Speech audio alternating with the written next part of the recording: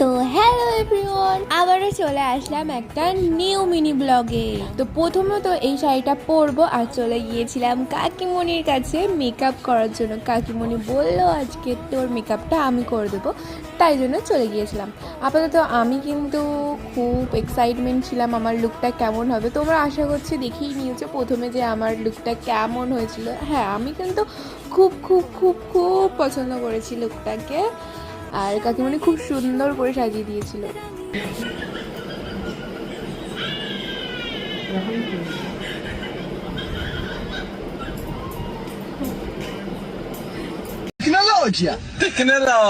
তো এদিকে আমি টিপ আনতে ভুলে গিয়েছিলাম আর কাকিমণির টিপটা খুলে আমাকে পরিয়ে দিয়েছিল, বলে এইটা ততক্ষণে পরে থাক।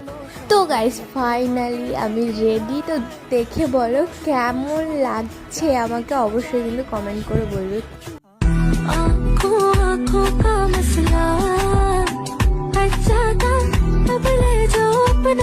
তারপরে বাড়ি গিয়ে দেখি দাদা রেডি। তো চলো যাওয়া যাক বিয়ে বাড়ি। তো দেখতেই পাচ্ছ সেই যে বিয়ে বাড়ি, আর ঢুকেই দেখি বিশাল ভিড়। কে এসছে হলো এমএলএ। তো যাই হোক, আমি কিন্তু এখানে খুব বোর হচ্ছিলাম কারণ আমাকে ফটো তোলার মতন কেউ ছিল না। তারপরে দিদিটাকে গিফট টিপ দিয়ে আবার কিছু খেয়ে নিলাম। একা একা বিয়ে বাড়ি ঘোরা মানে একদমই বেকার। তো তারপরে আমি একটা সিটে বসে পড়লাম আর আসলো আমার একটা বান্ধবী। আমি তো খুব খুশি যে ও আমার ফটোটা তুলে দিতে পারবো। আর এইদিকে হচ্ছে এসছিল বর। চলো এবার দেখায় আমার বান্ধবীটা হলো কে। তো যাই হোক, ও এসে বলে আমার ফটোটা তোলা গিয়েছে, এটাই আমার অনেক ভাগ্য। তো তারপরে আবার চলে গেলাম খেতে। প্রথমত দিয়েছিল ফিশ ফ্রাই, নান, কাপড়ি ছোলা দিয়ে একটা চিকেনের রেসিপি করেছিল, ভাত, ডাল, আলু চিপস, পাবদা মাছ, চিংড়ি মাছ, মাটন, চাটনি, পাঁপড়, রসগোল্লা।